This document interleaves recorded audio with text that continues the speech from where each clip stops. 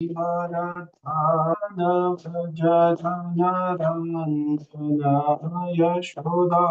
नंदन भज जनरन यमुना तीरावनचारि यमुना तीरावनचारि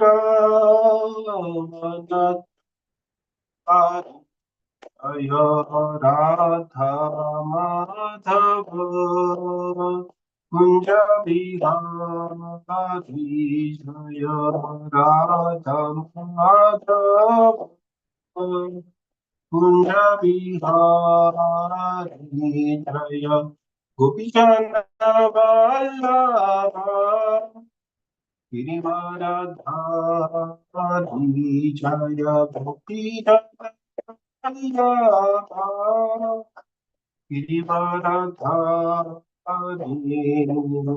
यशोदानंदन व्रज जनरंजन यशोदा नंदन व्रज जनरंजन यमुना तीरावनचारि यमुना तीरावनचारि हरे कृष्ण कृष्ण कृष्ण हरे हरे हरे राम राम राम हरे हरे हरे कृष्ण कृष्ण कृष्ण हरे हरे हरे राम राम राम हरे हरे हरे कृष्ण कृष्ण कृष्ण हरे हरे हरे राम राम राम हरे हरे जय राधा माधव राधे जय राधा रस बिहारी राधे जय गौरांगी बेंगलोरेश्वर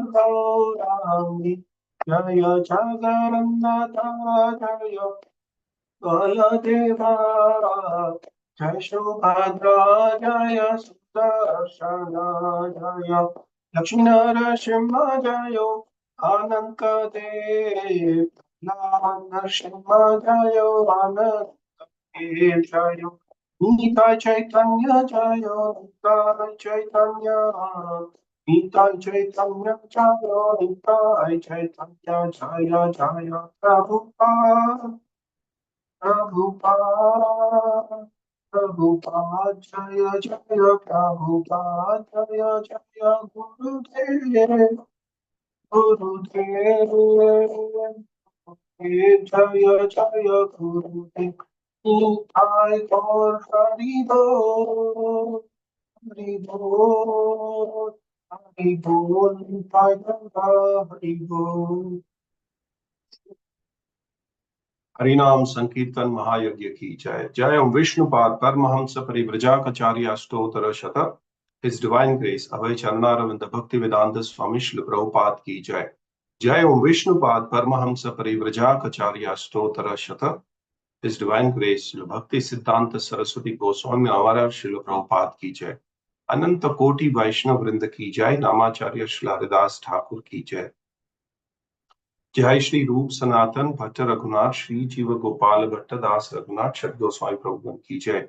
प्रेम से कहो श्री कृष्ण चैतन्य प्रभु नित्यानंद श्री अद्वैत गदाधर शिवासदि गौर भक्त वृंद की जय। जय श्री श्री राधा कृष्ण चंद्र गोपीनाथ श्याम कुंड राधा कुंड गिरि गोवर्धन की जय।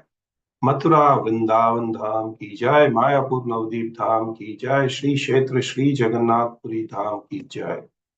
द्वारिका धाम की जय, गंगा माई की जय, जमुना माई की जय, कावेरी माई की जय, भक्ति देवी की जय, तुलसी महारानी की जय, समवेत भक्त वृंद की जय। निताय गौर प्रेमानंदे, हरि हरि बोल।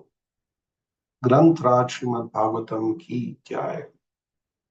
All glories to the assembled devotees, Hare Krishna. All glories to the assembled devotees, Hare Krishna.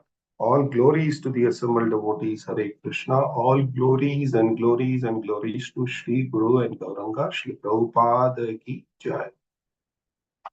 Om Namo Bhagavate Vasudevaya. Om Namo Bhagavate Vasudevaya. Om Namo Bhagavate Vasudevaya. नारायणं नमस्कृत्यं नरं चैव नरोत्तमं देवीं सरस्वतीं व्यासं ततो जयमुदीरयेत्। नष्टप्रायेषु भद्रेषु नित्यं भागवतं सेवया भगवती उत्तमा श्लोके भक्तिर्भवति नैष्टिकी मूकं करोति वाचालं पङ्गुलं गायतें ह्रीं यत्कृपातमहं वन्दे श्रीगुरुदिनतारिणं परमानन्दं माधवं श्रीचैतन्य ईश्वरम्। हरि ओम तत्सत्। Hare Krishna, we continuing our reading from Srimad Bhagavatam. This is Nityam Bhagavatam Sevaya, so it is not that we are reading today. We will continue our conversation from Srimad Bhagavatam.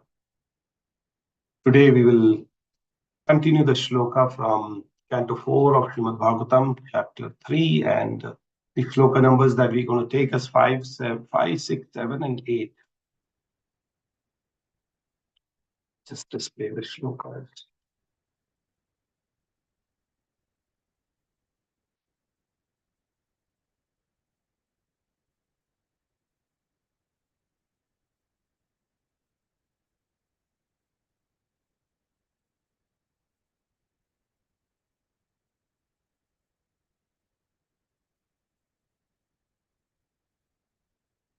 You're going to complete 4 shlokas today. They're all related, and this is where the conversation is happening. Upashritya nabhashi ke charanam prajalpatam ati dakshyani devi pitrayagna mahautsavam. I'll continue the other 4 shlokas as well. It's easier for us to have the conversation.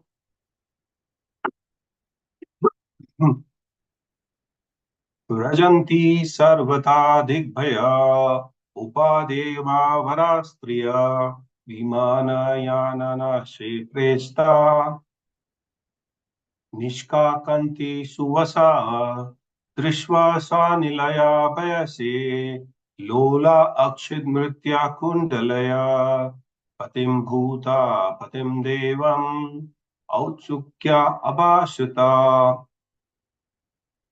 Let's also take the Shloka 8, where Sati responds. Sati uvacha prajapateste swasurya sampratam girayoptitam yagya mahotsavam kila vayam cha tatra vishrama vamate yadi artami vibhuda vijayanti.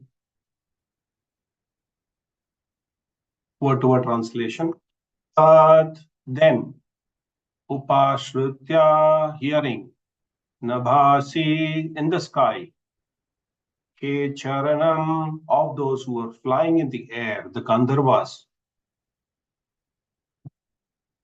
prajalpatam, the conversation, sati, dakshayani, the daughter of Daksha, Devi, the wife of Shiva, Pitrayagna Mahautsavam, the great festive of sacrifice performance by her father. Prajanti were going on. Sarvata, from all. Digbhaya, directions. Upadeva Varastriya, the beautiful wives of demigods. Vimanayana, flying in their respective airplanes. Sapratesta, along with their husband. Nishka Kanti, having nice necklaces with lockets.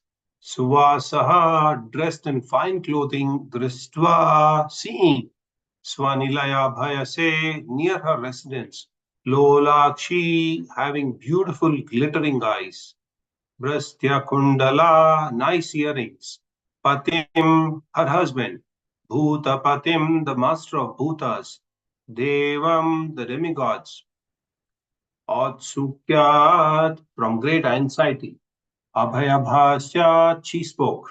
Let's also take the 19th verse, the 8th verse. What translation for the 8th verse? Sati Vacha, Sati said, Prajapate of Daksha, Te, your Swasuryasya, of your father-in-law, Sampratam, nowadays, Niyapita has been started. Yajna Mahautsava, a great sacrifice. Kila, certainly. Vayam, we. Cha, and. Tatra, there. Abhirasam, may go. Vama, oh my dear Lord Shiva. Te, your. Yadi, if. Artita, desire. Ami, these. Vibhuda, demigods. Rajanti, are going. He, because. Translation and purport by His Divine Grace, A.C. Bhaktivedanta Swami Srila Prabhupada, Jai Srila Prabhupada. Translation to the 5th, 6th, and 7th verse. The chaste lady, Sati, the daughter of Daksha, heard the heavenly denizens flying in the sky, conversing about the great sacrifice being performed by her father. When she saw that from all the directions the beautiful wives of heavenly denizens, their eyes were beautifully glittering, were near her residence or were going to the sacrifice, dressed in fine clothing and ornamented with earring and necklaces with lockets. She approached her husband, the master of the Bhutas, in great anxiety and spoke as follows.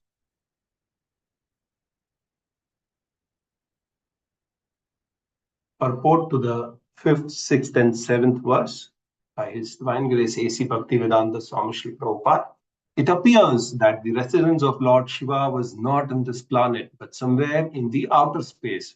Otherwise, how could Sati have seen the airplanes coming from different directions towards this planet and heard the passengers talking about the great sacrifice being performed by Daksha?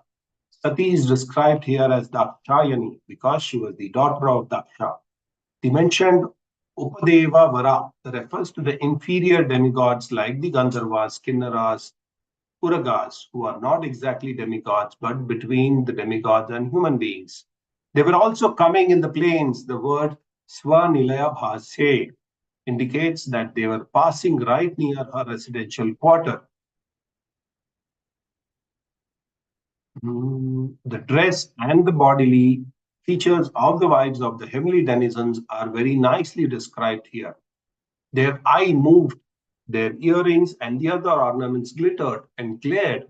Their dresses were the nicest possible, and all of them had special lockets on their necklace. Each woman was accompanied by her husband. Thus, they looked so beautiful that Sati Dakshayani was impelled to dress similarly and go to the sacrifice where her husband. That is the natural inclination of women. Let's look at the translation and purport for the 8th verse.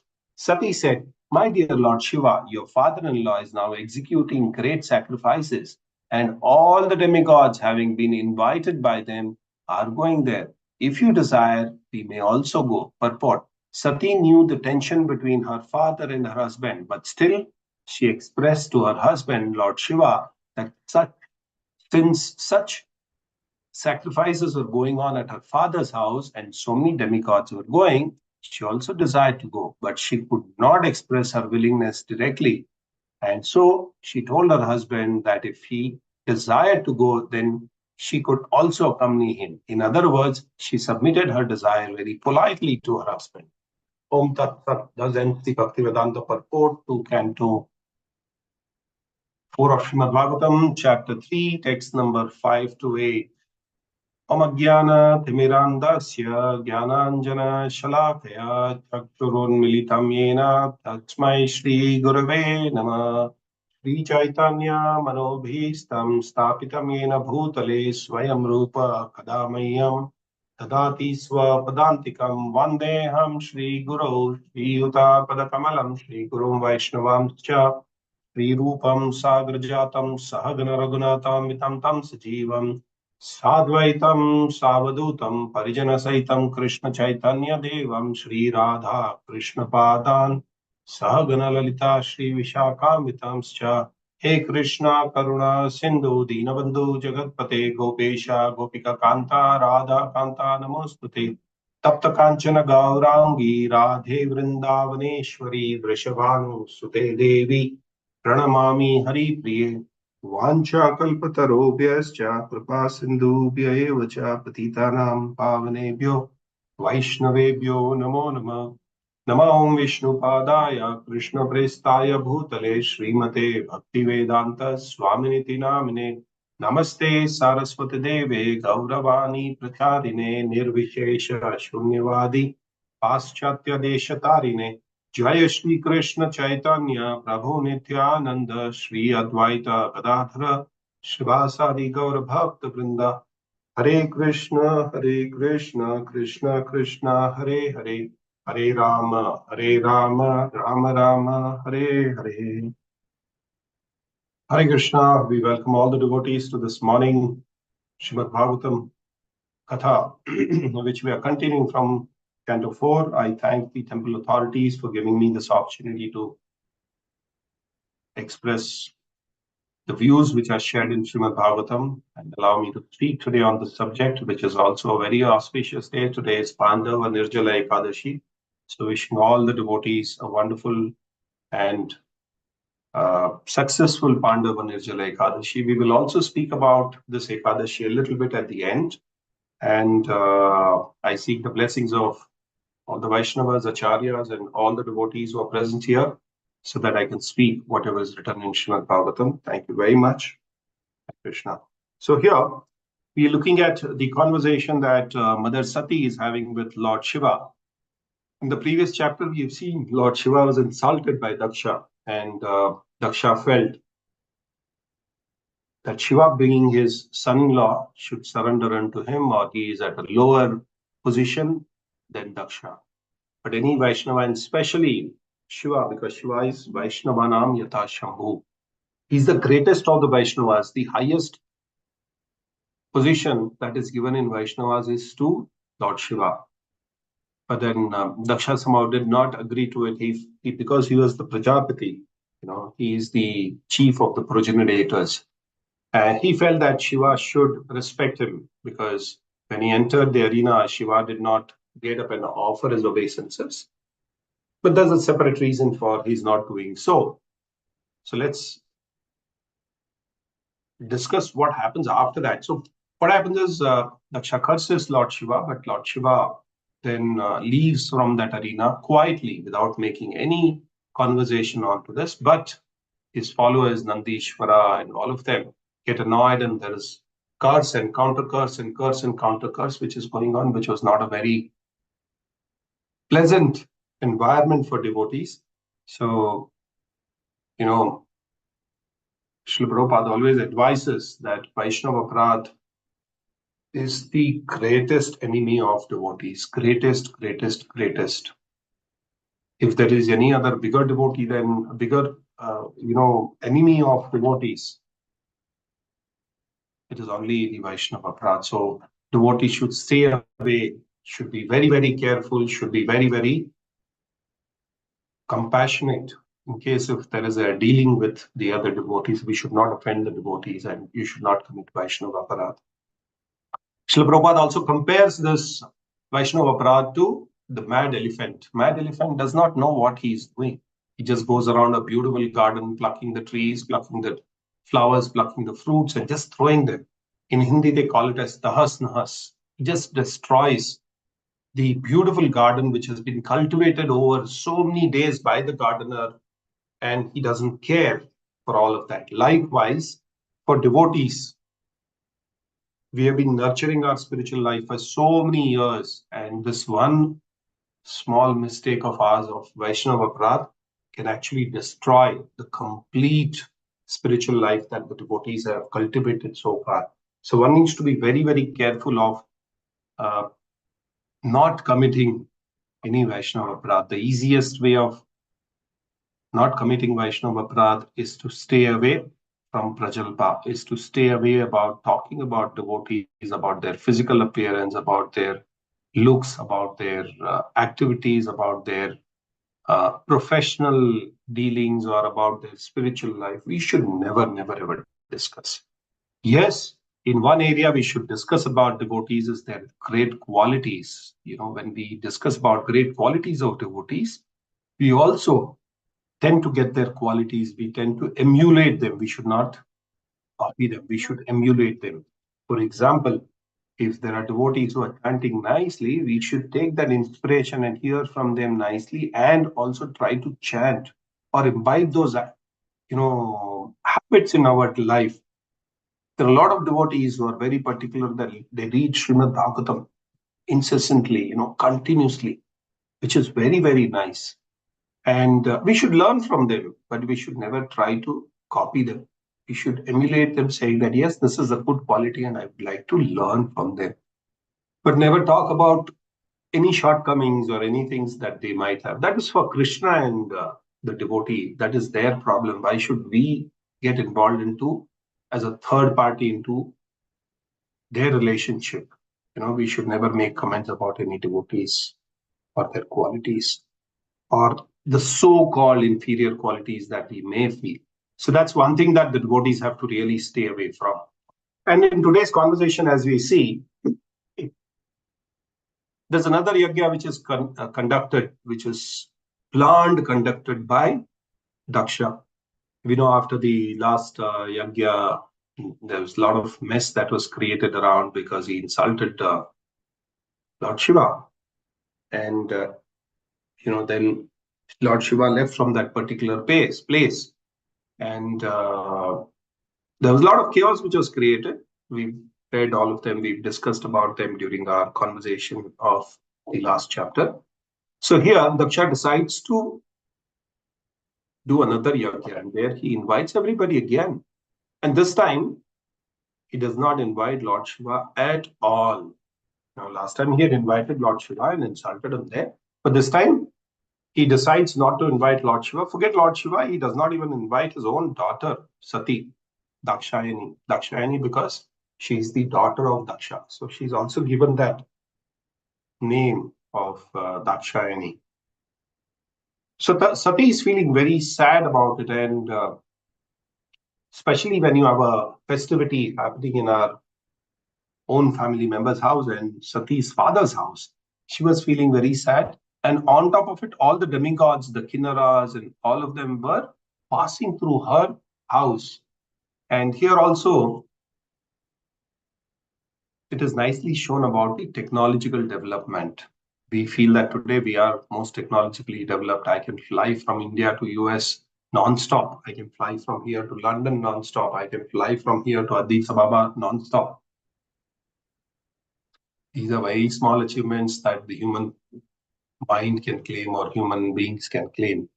In the earlier yugas, they had airplanes which would fly from one planet to another planet. What are you talking about? One country to another country, or one continent to another continent.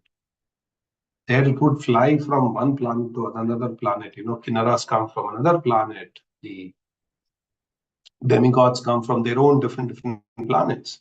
And they would fly past Lord Shiva's planet. So it is also said in the first line of itself by Srila Prabhupada, saying that Lord Shiva's planet is not, he doesn't reside in earthly planet. His planet is somewhere else, because that's how all the others who are flying around could be heard of.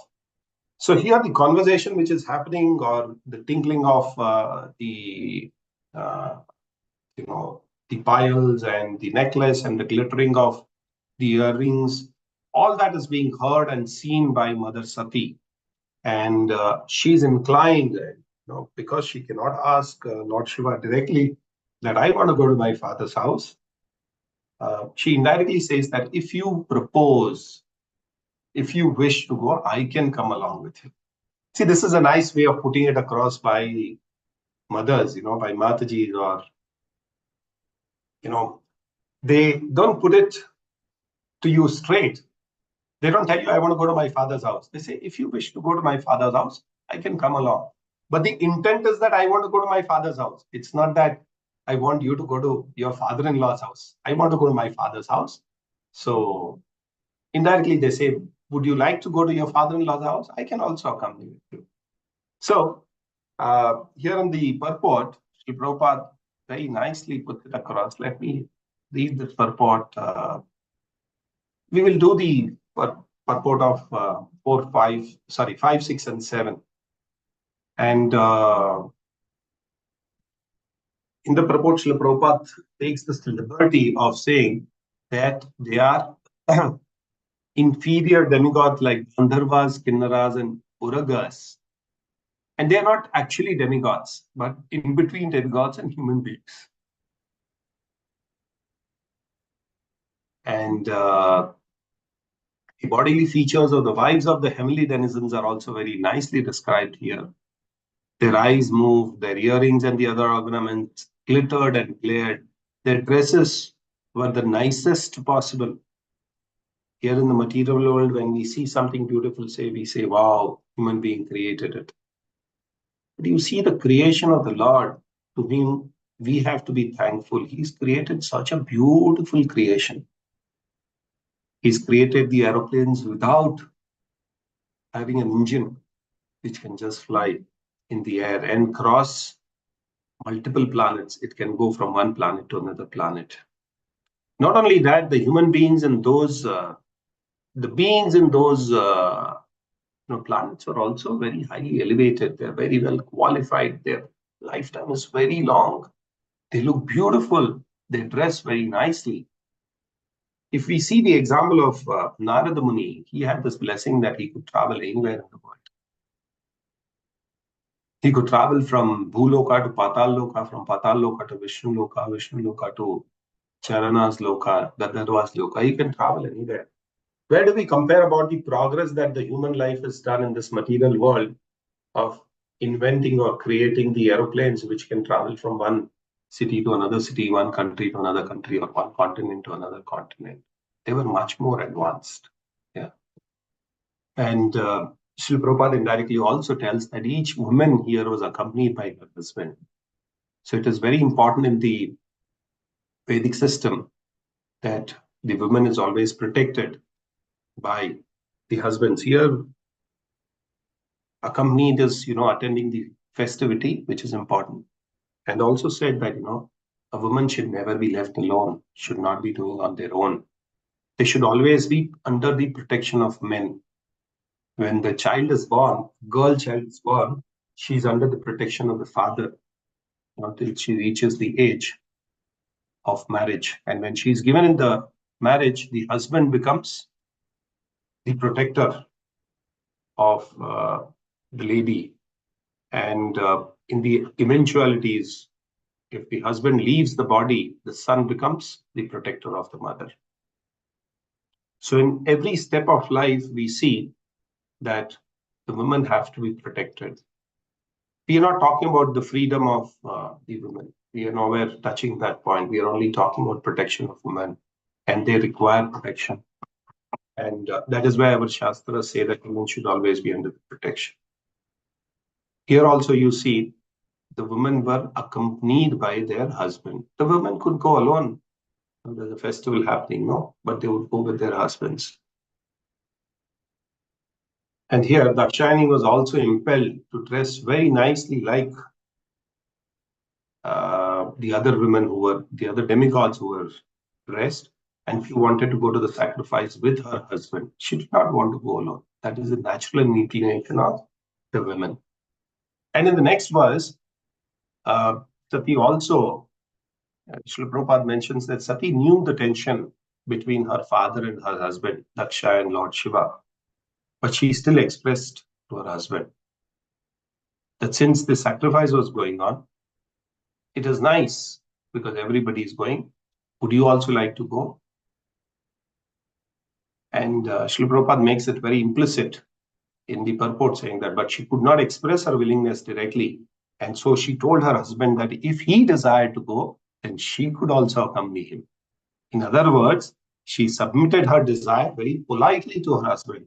You see how the women in the other yugas, the earlier yugas were there, and how their behavior was. They would simply politely say, unlike these days, uh, well, this is Kali Yuga, full of fault.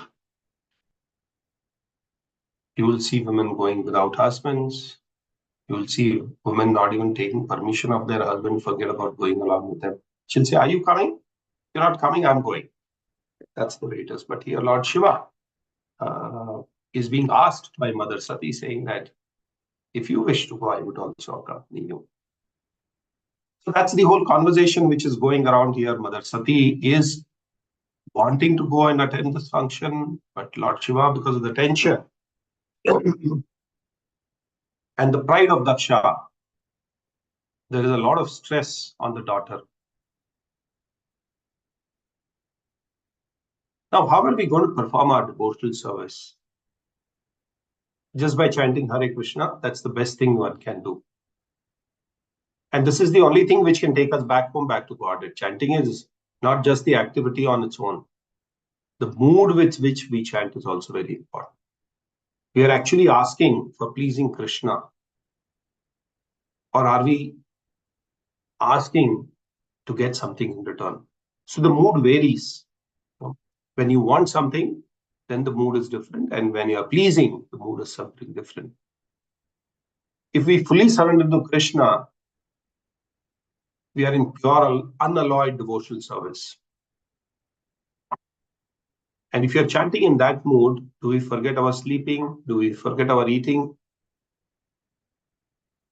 If you're forgetting our eating or sleeping or any other activities, then we are in pure, unalloyed devotional service. Otherwise, we can't do it. And forgetting to eat, forgetting to sleep is the best thing that can happen. But if you're chanting Hare Krishna and you also need to take care of other things like taking care of the family, you have to eat, you have to sleep, Vedic cultures give us the means by which we can perform these things. If we perform as per the Vedic culture, we can get the best benefit. We can get closer to the Lord. How do you get closer to the Lord? By performing the Vedic culture. Even during the initiation, our Guru Maharaj will ask us to chant Hare Krishna. No, he's not only giving that one instruction. He says chant Hare Krishna and follow 4 regulative principles. There are 4 prohibitions. Yeah?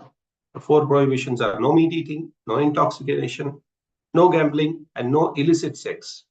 So he doesn't only tell you that you chant Hare Krishna and you are initiated. No. He says chant Hare Krishna, the minimum number of 16 rounds, and also follow 4 regulative principles. Or also there are 4 prohibitions that one needs to really look at. Okay, chanting is to remember the Lord, and prohibitions are not to forget Krishna. See the difference? We say, always remember Krishna and never forget Krishna. So how do you always remember Krishna? By chanting. And how do you not forget Krishna? It is because of the prohibitions that we have been asked to follow.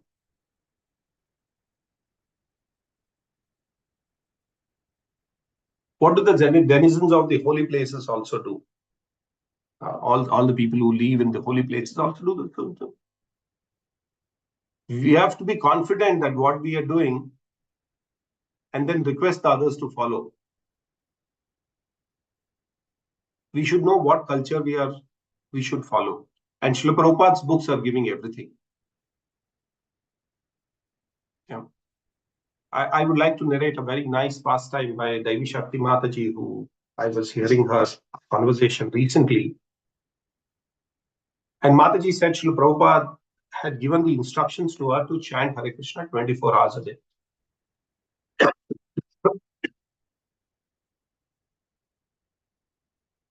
And this is somewhere in 1970. She did not understand the instruction very nicely. So she said she would take the bead and try 24 hours of chanting without sleeping, without eating. Because she did not understand it very well. But then over a period of time, when she had more association with devotees, more association with Srila Prabhupada and personal seva of Srila Prabhupada, she realized what it means by 24 hours of chanting. So always remember Krishna. Never forget Krishna. This is what we are trying to implement. She said, Srila Prabhupada has given us everything. He said initially when he started the movement in the Western world, he said 64 rounds of chanting. But as the devotees were all outside the temple, they said 64 rounds, Srila Prabhupada. And Srila Prabhupada said, okay, I'll bring it to 32 rounds. They said 32 rounds? He said, because we were doing so many activities, we have to also maintain the temple, we have to go out and preach, we have to do book distribution. So 32 rounds will also be a little higher.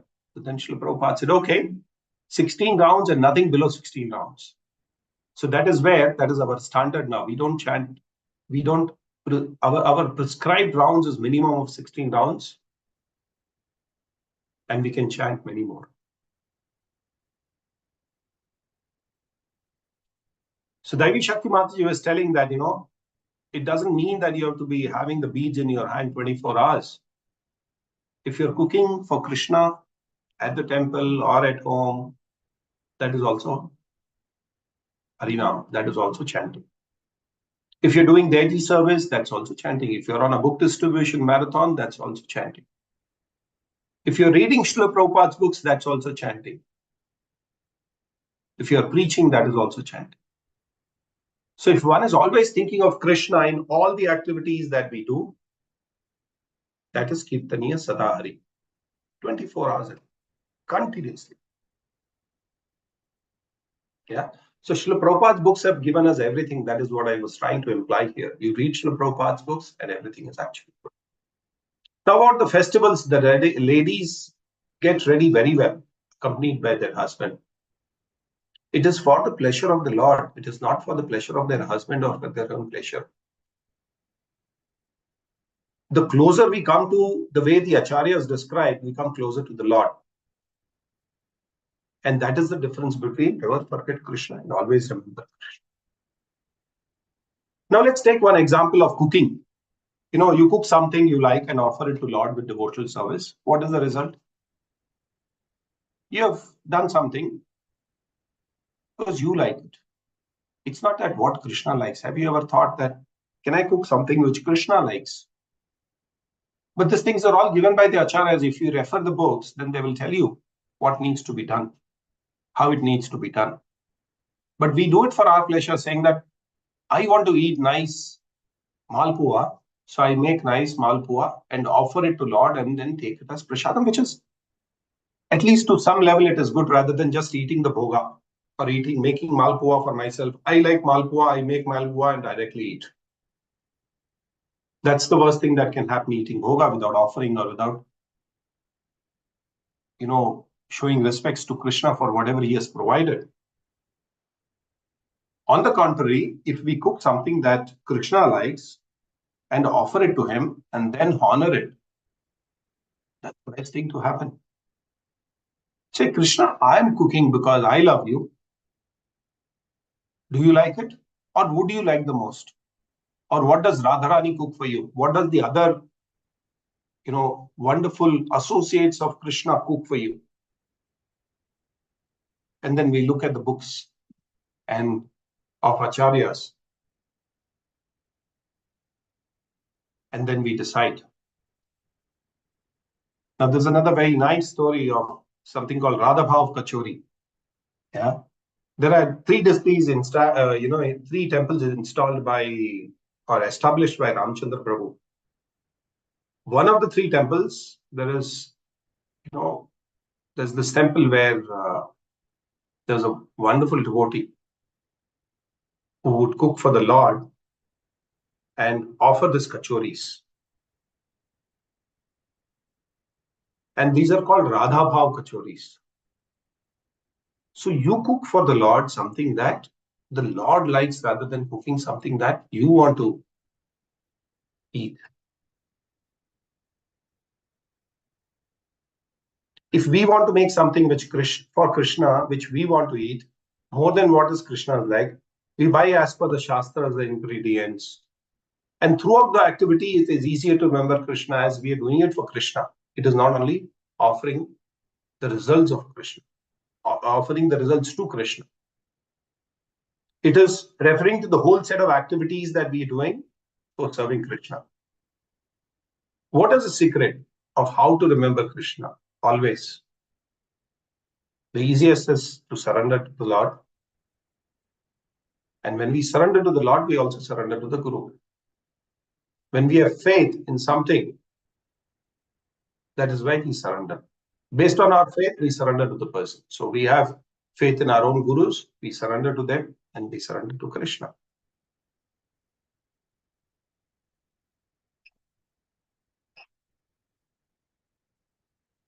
It's if you see children in their lifetime, when the children like a person, it could be father, uncle, brother, whatever. When they like them, they'll start following them, or else they will not follow. If you want to really make the children listen to you, they should start liking you. So do something that they start liking you, and then whatever you tell them, will quietly follow. If we develop the relationship with the child, show him the examples of ours, then they will follow. By being a well-wisher of the child, he will develop a proper character. He will discriminate based on the value system which was developed when he was young.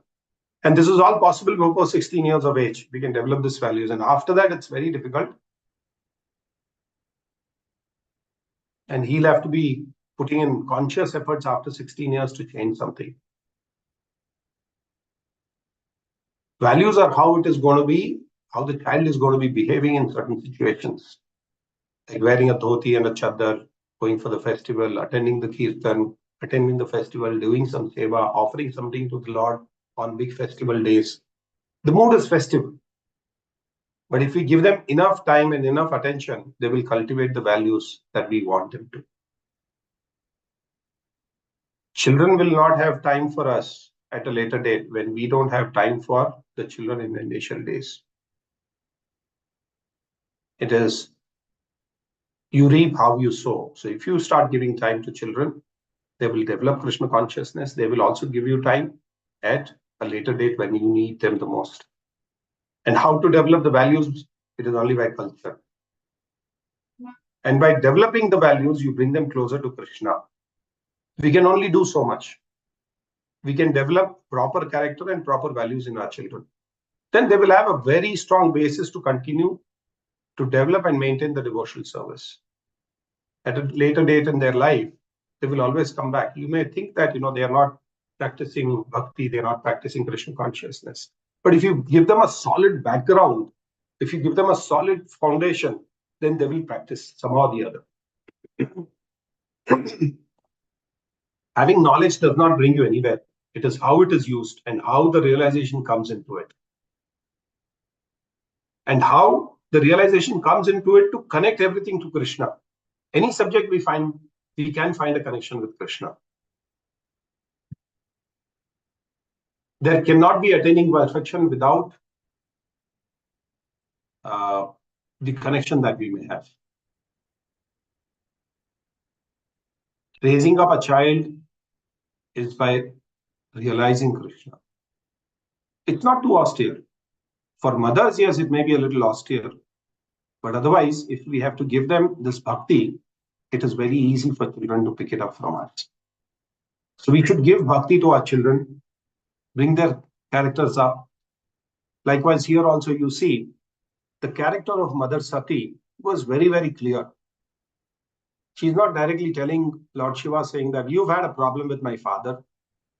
I care a damn. I don't care for it. I want to go and attend the festivity because it's in my father's house. She could have done that. But here, very nicely it is put across saying that there are so many demigods going. I can see them. There is big festivity. And it's in your father-in-law's house. If you wish to go, I can also come along with you.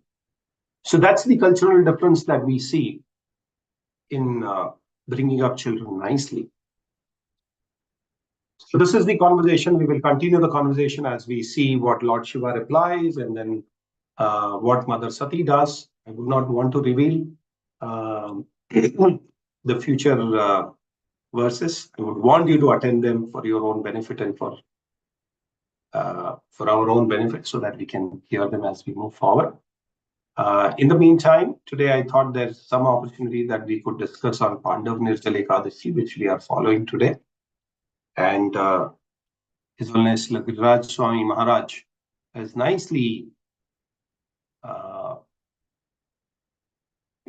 written in one of the articles, the importance of Ekadashi fast is also seen in the history of King Ambrisha and Durvasa Muni. We all know the story. And finally, the king himself determined the solution that he should take a little water. It is as good as breaking the fast and not breaking the fast. So in those days, people would fast all the Ekadashis as Nirjal. But yes, for some devotees who have some kind of health challenges, they can even fast otherwise without taking grain. So that's very important. The story behind this very special Ekadashi, the Pandava Nirjala Ekadashi, or it is also called as Bhima Ekadashi. This is about 5,000 years old. And during the time of Mahabharata, Arjuna's elder brother, Bhima, he admitted that he had great difficulty in fasting. Yeah. So the Vedic authority, Srila Vyasadeva, gave Bhima a permission that if he had observed this one particular Ekadashi full fast, when we say full fast, Nirjala, without water, only once in a year, he would derive the same benefit as he has absorbed all the other 23 Ekadashis. So there are 24 Ekadashis in a year. Waxing moon and waning moon, every 15 days you get one Ekadashi. So there are 24 Ekadashis in a year. So Vyasadeva told Bhima, saying that if you fast on this one Ekadashi, all the other benefits of the other 23 plus this Ekadashi you will get. Thus, devotees who are unable to fast properly or observe Ekadashis during the year, or who by chance happen to miss Ekadashi, can get benefit of fully observing the Ekadashi if they properly observe the Pandava Nirjala Ekadashi. And strictly, if we observe this, the fast actually begins before the sunset, the evening before Ekadashi. So yesterday, the fast has already begun. And we'll continue till tomorrow morning, Parana time. About some time during the sunrise. It depends from place to place. So please check your local calendar. And many devotees try to chant at least 64 rounds on Ekadashi.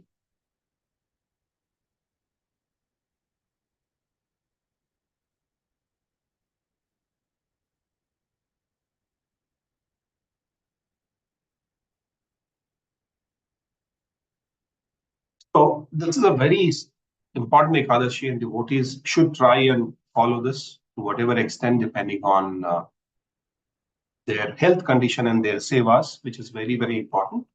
So we basically observe this Ekadashi as prescribed by Sri Prabhupada, and we refrain from eating grains and meats and chant as many rounds as possible.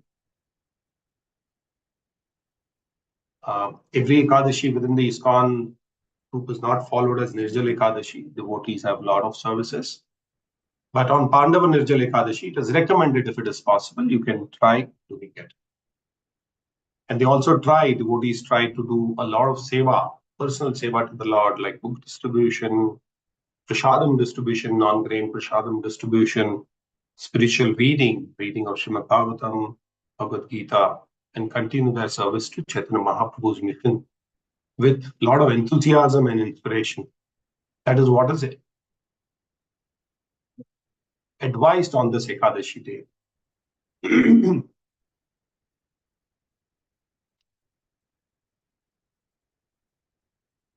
So we will end our conversation here. If there are any questions with regard to the class, with regard to the shlokas that we took, 4.3.5 to 8, we can ask that question. Or if there are any comments, please go ahead and make. Yes, Mataji, Swayamprabha Mataji, you have a question? Please go ahead and ask. Hare Krishna, Prabhuji. Hare Krishna. You told that, Sati went to father's house, Daksha, and asked Shiva also to follow her. And you said both husband and wife should go together. But now, in this Kali Yuga, sometimes the husband with negative feelings on people, like relatives, friends, and doesn't like to attend. Then in such cases, lady only has to go, right, to keep the harmony in the relationship. Adaji, very valid question for today's generation and today's field that we see. Yes, it is very important to maintain the relationship, and again, the lady of the house has to be really careful. Here, if you see, Sati did not just leave Lord Shiva and go. As we are going to go further, we're going to read about this. She sought permission of Lord Shiva and then she had gone. Nevertheless, there are times that in this professional, busy work schedule that people or devotees have, the husbands are not able to make up for all the functions that are there within the family or within the extended family. So the wife has to go and represent the family. She's representing the family on behalf of, she's representing on behalf of the family and attending all the functions, which is still okay to maintain the relationship. At the same time, if there is any Vaishnava aparadh happening there, we should not go. Yeah. As we are going to see in further, Daksha also insulted Lord Shiva again in this. So, in such situations, we should not, or in places where there is no holy name. If it is only on the name that we are talking about, only prajalpa which is happening, then we should avoid. But the ladies of the house have the responsibility of representing the family at the social functions or obligations that we have. So, yes, it is possible. We should go. Thank you very much for bringing up that point. Thank you so much, Prabhuji. Dhanyavad. Thank you. Dhanyavad. If there are any other questions, I can take them, or if there are any comments, I'll be happy to take them. Yes, Prabhu, Govardhan Prabhu, please go ahead. You have a question. Krishna, Dhanyavad. Thanks for the wonderful class, Prabhuji. Thanks very much. Prabhu, if you permit, can I ask a question from the yesterday's class? Like, little confusion was there. So if you permit, like, yes, please go ahead.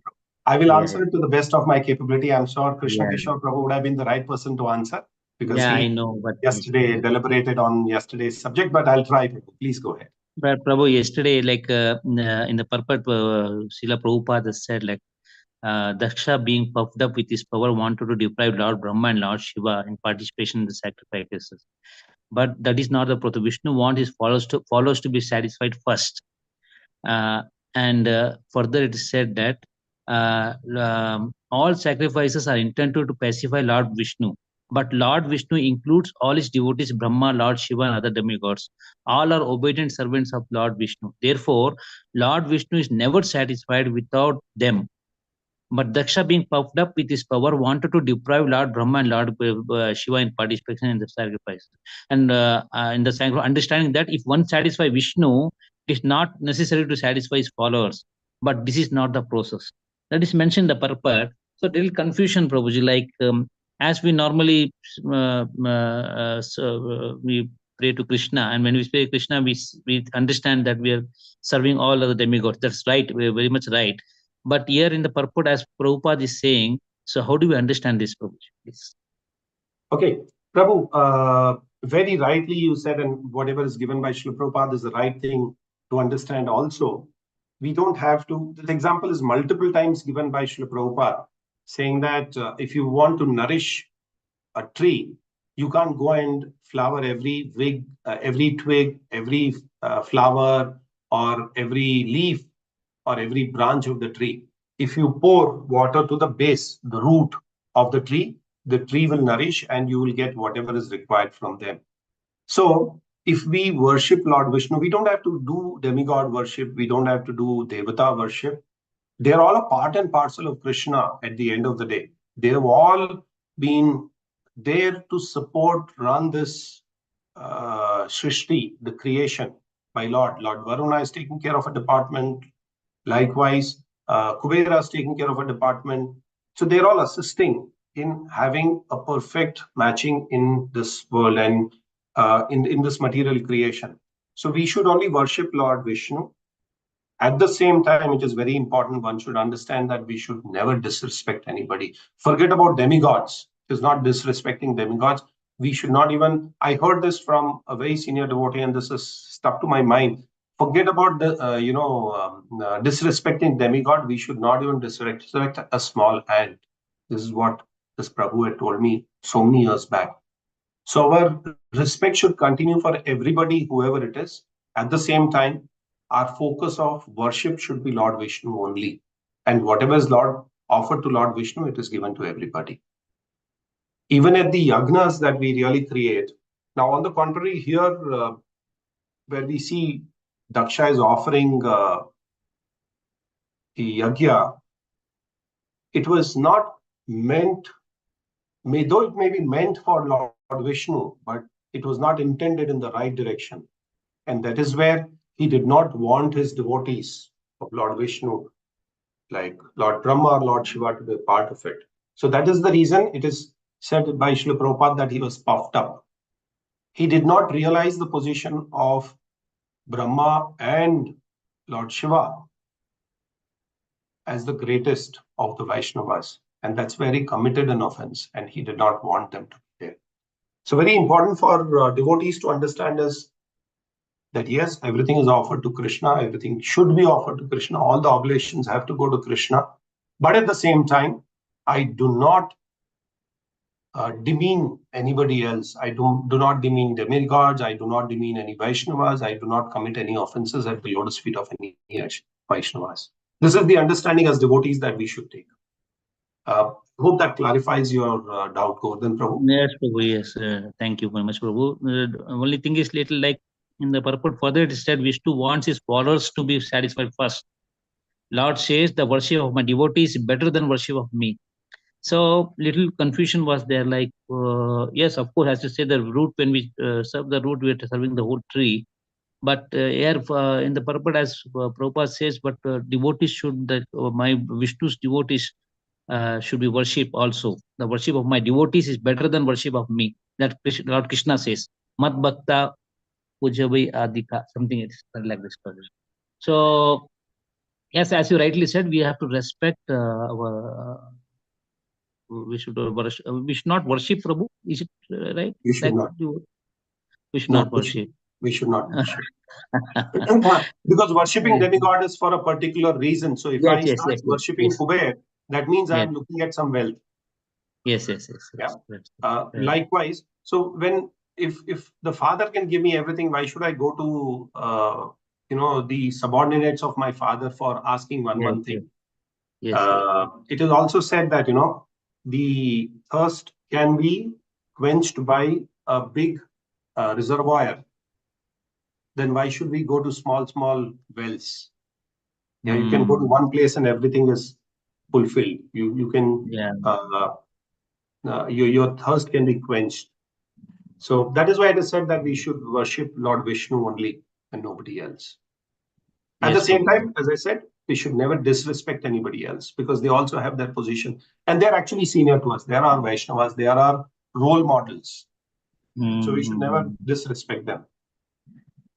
Yes, Prabhu. Thank you, Prabhuji. Thank you very much. And Prabhu, one more question can I ask, Prabhu? Please go ahead, Prabhu. Prabhu, in the other class, like it was said that we should not take the prasad also of the Lord Shiva temple. If somebody is giving the prasad, we should not use it. We should not take it. So how do you...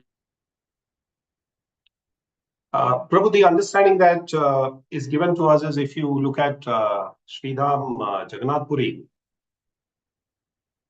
the prasadam is offered or bhoga is offered to Lord Jagannath, and then from there it goes to the temple of, do you remember? Mother Bimala Devi. Yes. None other than Mother Parvati, Mother Sati. And then we honor that. So if you see, the offerings which are given to Lord Vishnu and then offered to any other demigods can be taken as Mahaprasad. Yeah, we all honor prasad after it is offered to Bimala Devi at Jagannath Puri. So yes, if it is directly offered to some demigods and people don't have the understanding that Lord Vishnu is the ultimate, it has to be offered to him, and then it can be offered. That prashadam can be offered to the demigods, and then it can be taken by us. It becomes Prashad. If that is the understanding, we can take it. But otherwise, if people just offer it to the demigods and give it to you, it is better to avoid. This is what I remember from his guy Sachidulal Prabhu. Yes, yes. He had mentioned this point to me long ago when we were having this conversation. He said if it is offered only to demigods, we should not. But if it is offered to Lord Vishnu and then offered to any demigods, we can take it as Prashad.